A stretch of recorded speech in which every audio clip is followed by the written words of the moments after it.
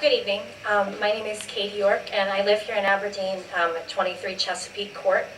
I'm not really a big public speaker, so I have some notes here on my phone. You're doing great. Keep going. You're doing great. I'm here to give public comments, as many of my fellow constituents, on ordinance number 17-0-08, prohibited occupancies. I purchased my current home in Swan Meadows in 2011. Prior to that point, my husband, daughter, and I were living with family members for a few years.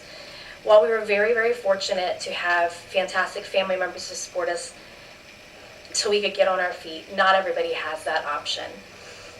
Those without the option of living with family or friends may be able to find some temporary transitional housing, as several of my fellow constituents and neighbors have demonstrated. There are some agencies that are working with the homeless. That being said, for a lot of reasons, some of our citizens experiencing homelessness are currently living outdoors. I'm concerned about the impact this ordinance will have on Aberdeen and the surrounding towns and county.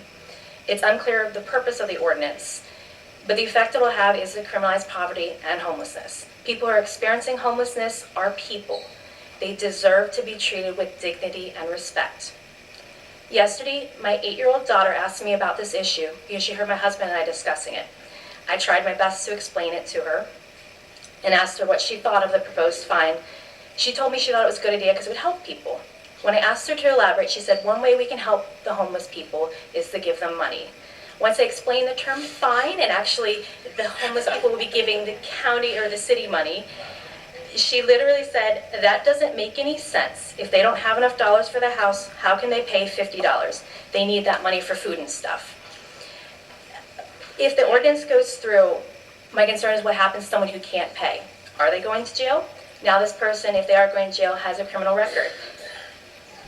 That can potentially prevent them from seeking and accessing jobs, education, and even, ironically enough, housing. If an individual is working, that jail time could cause them to actually lose their jobs when they don't show up for their next scheduled shift. It also raises important constitutional concerns, as ordinance like this one that's being proposed and similar ones around the state and country can actually violate international human rights treaties to which the United States is a party. Creating ordinance does not make this problem magic go away. I wish I had all the answers. Honestly, I wish I had a really good single answer for you today, but I do not. It will take many people and a lot of time to address the concerns of people who are experiencing homelessness.